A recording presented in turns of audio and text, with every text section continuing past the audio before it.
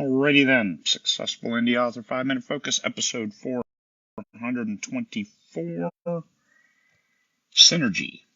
And Stanley isn't in here today. He just got a snack, and so he went back into bed. Alright, in the synergy when it comes to marketing, hey, look at that, my hair's going everywhere. What hair I have is going everywhere. That looks pretty cool. I look like the nutty professor. Alright, there is no one trick for marketing. Synergy. There's a synergy between all of the things you do to get your book in front of the right readers. So first thing you need to do is determine who are your right readers. Generally, it starts with you. This is what I like. Well, you need to define that in a way that you find other people like you, even though if you don't know who they are. Just find this is what they like.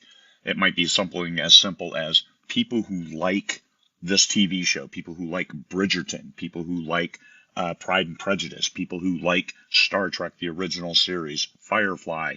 Find that and expand from there. But that can be your core readership. And yes, what I announced was they're all books, but they're also all shows on TV as well.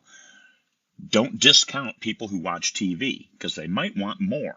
And you get more in books because books are more. You can quote me on that. Wherever those people looking for that type of entertainment, this is what you're trying to find. And once you find them, now you hit them from all different angles. And this is where you have Amazon ads running, you have Facebook ads running. If you want to dip your toe in the deep end of a lava pool, you go with BookBub ads, not featured deals, but I'm talking the ads where you get at 300 pixel by 300 pixel square, and you got to make the most of it. That kind of thing. Blog posts, podcast interviews, those kinds of approaches to addressing the fans and the readership, the synergy.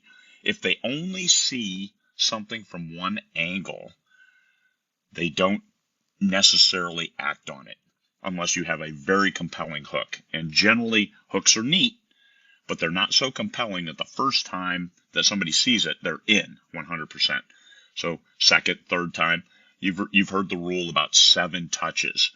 This is what you're going for. You're going for all these different touches and not necessarily beating them to death with Amazon ads at $1.20 a click or whatever you're going to end up paying, trying to get them to touch it 7 times before they buy it.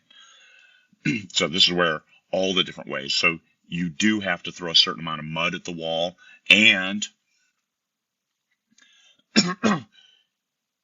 making sure and trying to reach that readership, that desired readership, those most likely to read your book.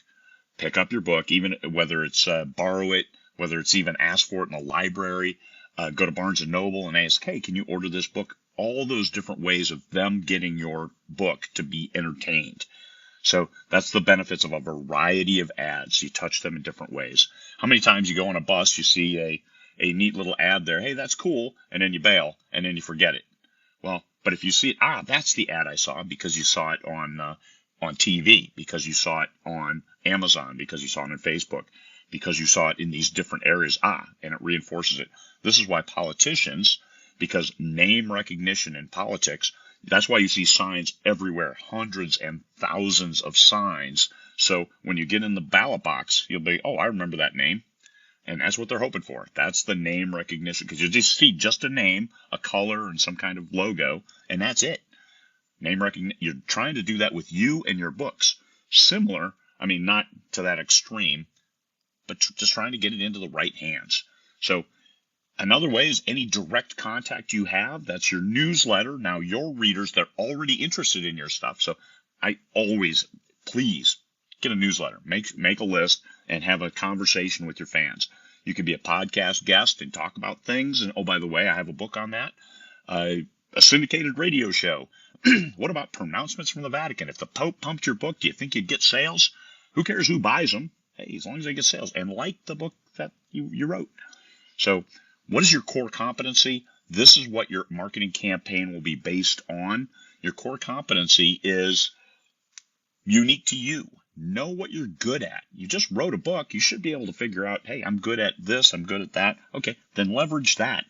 If you are an an entirely boring individual, think about writing from your character's perspective. So your newsletter, hey, this is from Bridgerton, and write from that perspective.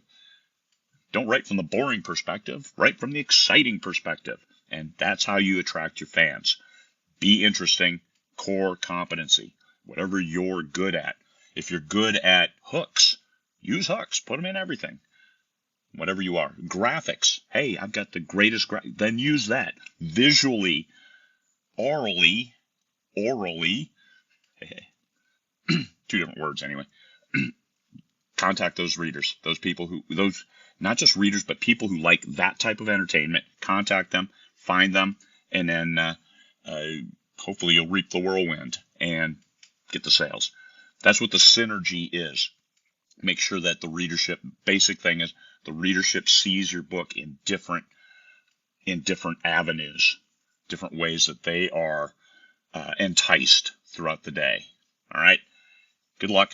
Think about synergy. How can I get this book in front of these people in different ways? My book or me, whatever your brand is, the series, push without saying, please buy my book. That's the worst way to do it. And actually, don't ever do that.